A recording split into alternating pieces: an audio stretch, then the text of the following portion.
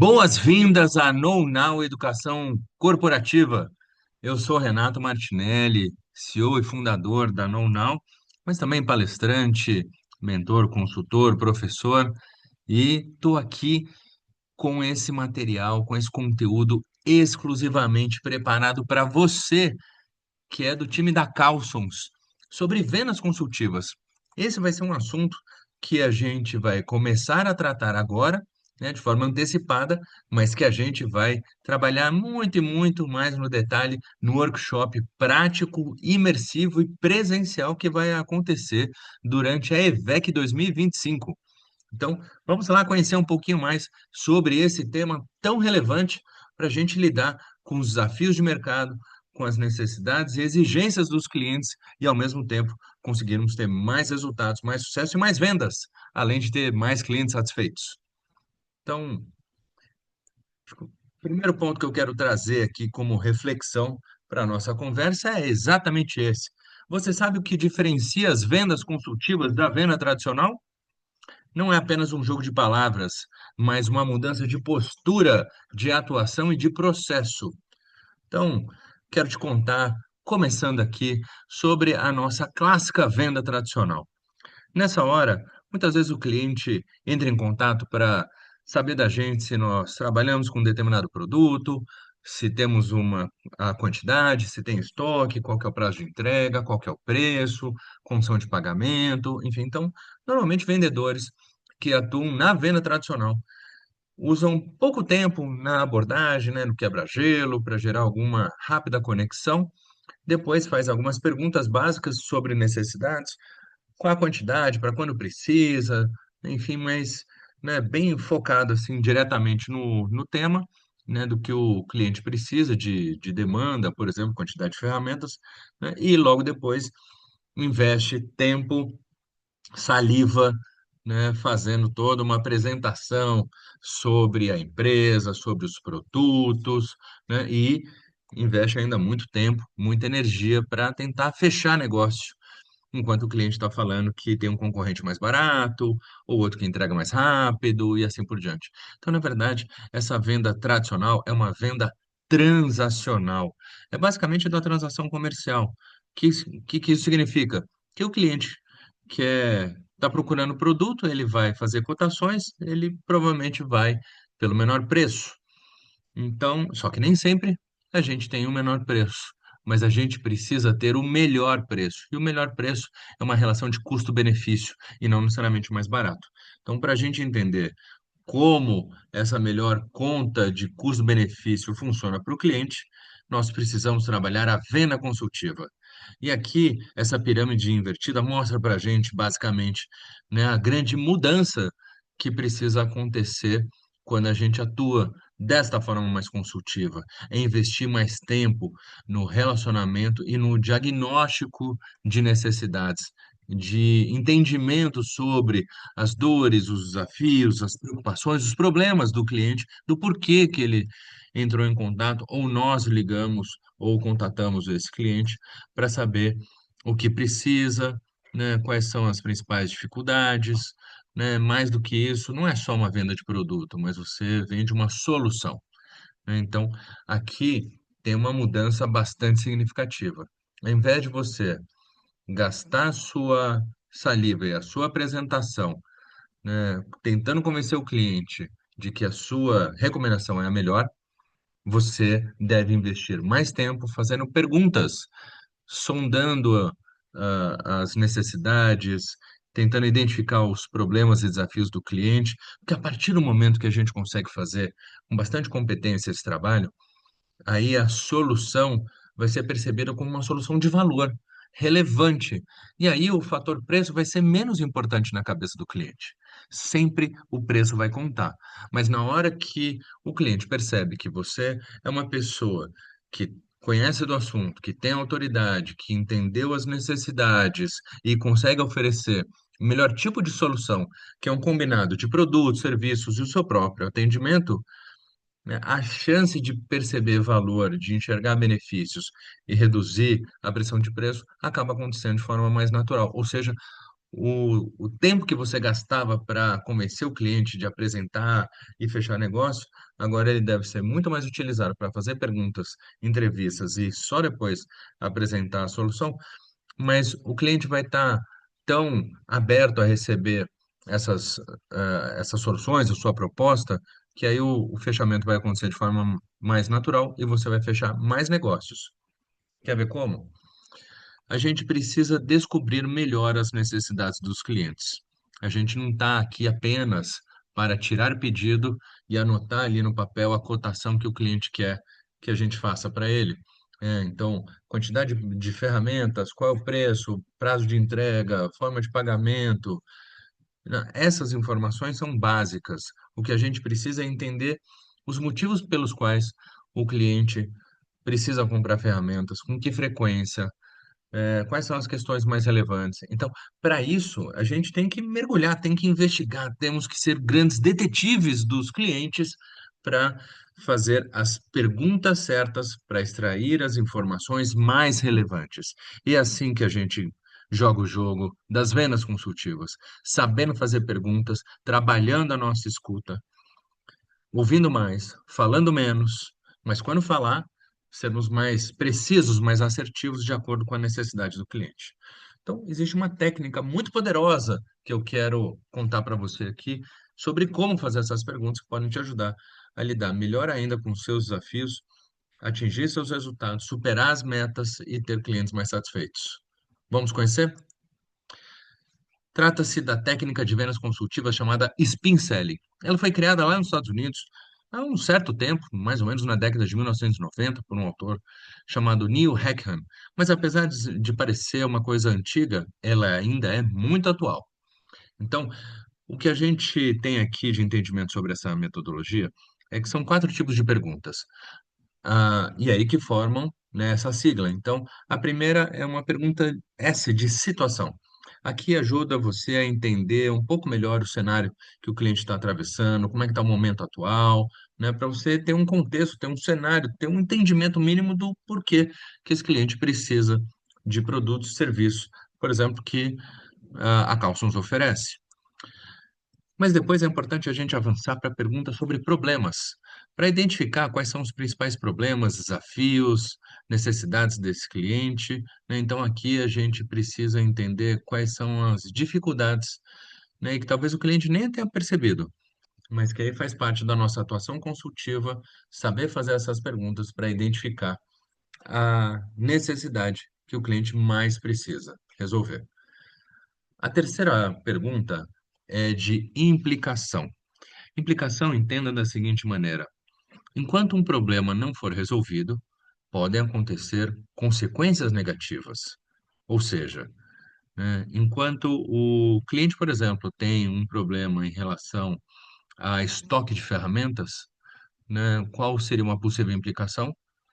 Se faltar uma ferramenta muito importante no momento de manutenção, seja ela preventiva ou corretiva, especialmente a corretiva, e aí por conta disso atrasou o serviço e impactou no tempo de produção lá na linha, lá na fábrica. E aí, concorda que essa é uma consequência negativa pela falta das ferramentas certas no momento mais necessário? Então, depois da pergunta de problema, você faz uma pergunta de implicação para mostrar o impacto, a consequência, algo que fica mais negativo ainda, ou seja, você aumenta o tamanho do problema para o cliente. E a última forma de perguntar é a de necessidade de resultado ou necessidade de solução. Ou seja, aqui você vai confirmar a expectativa do cliente, o que realmente precisa e já vender valor. Uma das coisas que eu mais gosto nessa metodologia e nessas técnicas de perguntas é que você já, além de entender as necessidades, você já vende perguntando, ao invés de fazer afirmações. Então, aí você fala, poxa, mas tá ok, já entendi um pouco aqui o perfil das perguntas, mas como é que isso funciona na prática? Vamos ver? As perguntas de situação são aquelas que vão ajudar você a obter informações e dados sobre o cliente, sobre a situação atual, o que que esse cliente está atravessando. Então, o teu principal foco tem que ser estruturar esse cenário, esse contexto e compreender no caso do cliente, como é que funcionam os processos, o que que ele tem de equipamentos, ferramentas, maquinário, com que fornecedor trabalha, né? Então, exemplos de perguntas, até para ficar mais fácil esse entendimento, que podem ser feitas aqui, ó. Por exemplo, que tipo de ferramentas são atualmente utilizadas na indústria? Ou como é realizado o processo de aquisição de ferramentas na sua empresa? Há um fornecedor exclusivo ou múltiplos fornecedores? Ou com que frequência vocês precisam substituir ou atualizar as ferramentas utilizadas na linha de produção? Percebe que aqui a gente está querendo saber qual o tipo de ferramenta, como é que normalmente esse processo de compra, com que frequência compra, são perguntas de situação, mas percebe que aqui eu já estou indo muito além de qual produto que você precisa, o prazo de entrega, né? A gente já está querendo entender um pouquinho melhor aqui o cenário. Depois a gente vai para perguntas de problema, onde aqui você precisa identificar as insatisfações, desafios, as dificuldades, dores, problemas ou eventuais limitações, né? Então, aqui teu foco tem que ser explorar essas dores do cliente, e aqui no nosso caso da Carlsons, né, dores essas relacionadas à eficiência, custos, qualidade ou segurança, por exemplo. Vamos ver como é que essas perguntas podem ajudar a gente. As ferramentas que vocês utilizam atualmente atendem plenamente às necessidades de produção ou há limitações ou algum tipo de problema? Sua equipe de manutenção encontra dificuldades frequentes relacionadas à durabilidade ou ao desempenho das ferramentas? Já ocorreram situações em que a indisponibilidade de ferramentas impactou o ritmo ou a qualidade da produção? Então, tá vendo que aqui a gente já está mergulhando um pouco mais e o tipo de pergunta já mudou.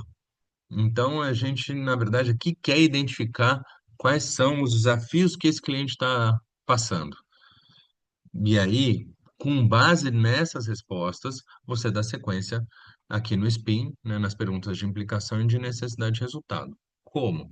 Você pega um problema e aí, a partir da identificação desse problema, vamos supor que o cliente reclama da baixa durabilidade das ferramentas ou da indisponibilidade. Então, você pega um desses problemas e segue. Então, nas perguntas de implicação, você, na verdade, vai agravar o tamanho do problema na cabeça do cliente. Você precisa tornar esses problemas mais importantes e urgentes, porque aí, ao mostrar os impactos negativos que esses problemas podem gerar, o cliente muitas vezes se dá conta e fala assim: Nossa, mas é mesmo, tudo isso também acontece. Ah, eu preciso tomar uma decisão rápida, né? Então, estimula o senso de urgência. Então, teu foco aqui é ampliar na cabeça do cliente a percepção de risco, ou de prejuízo, ou de oportunidade que não está sendo aproveitada. Quer ver como? Vamos lá. Exemplos. Como a baixa durabilidade das ferramentas impacta a produtividade e a eficiência dos processos industriais?